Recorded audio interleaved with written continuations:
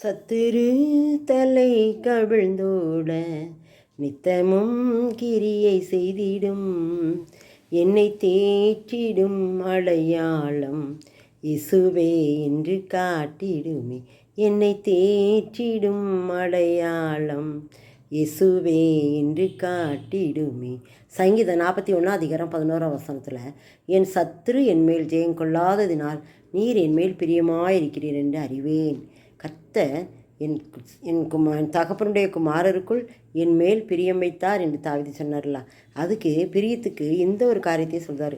என்னுடைய சத்துருக்கள் என் மேல் ஜெயம் கொள்ளலை, அதனால் நீங்கள் என் மேலே பிரியமாக இருக்கு நான் அறிந்து கொண்டேன் அப்படின்னு சொல்கிறார். பார்த்தீங்களா, எவ்வளோ ஒரு ஆண்டவர் மேலே அவருக்கு ஒரு நம்பிக்கை.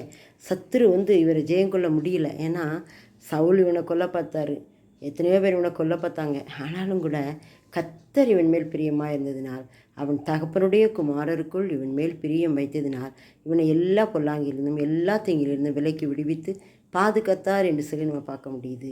அதுதான் அவர் சாட்சியாக சொல்கிறேன். என் சத்துரு என் மேல் ஜெயம் கொள்ளாததினால் நீர் என் மேல் பிரியமாக இருக்கிறீர் என்று அறிவேன். நம்முடைய வாழ்க்கையில் நிறைய காரியங்களை நாம் அறிந்து கொள்ளலாம். நிறைய நேரங்களில் சத்துரு பிசாசு நம்மை மேற்கொள்ள முடியாது, பாவம் நம்மை மேற்கொள்ள முடியாது, மற்ற சக்திகள் நம்மை மேற்கொள்ள முடியாது. அது காரணம் என்னென்னா, அவர் நம்ம மேலே பிரியமாக இருக்கிறார். என் தகப்பனுடைய குமாரருக்குள் என் மேல் பிரியம் வைத்தீர் என்ற வார்த்தையை நிறைவேற்றுவதற்காகவே கர்த்தர் நமக்கு ஜெயம் கொடுக்கிறார்.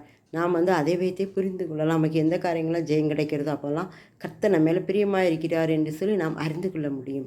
ஒவ்வொருவரும் இதை உணர்ந்து கொள்ளும்போது நிச்சயமாகவே நம்முடைய வாழ்க்கையிலும் கர்த்தர் நம்ம மேல் பிரியமாக இருக்கிறார் என்று தாவீதை போல சாட்சி சொல்ல முடியும். யாரெல்லாம் அப்படி சொல்ல முடியும்? உங்களுடைய வாழ்க்கையில் நீங்கள் யோசித்து பாருங்கள். உங்கள் மேலே கர்த்தர் பிரியமாக இருந்தால் உங்களுக்கு விரோதமாக வருகிற எல்லா செயல்களிலிருந்து அவர் உங்களை விடுவித்து பாதுகாத்து உயர்த்துவார். ஆமேன்.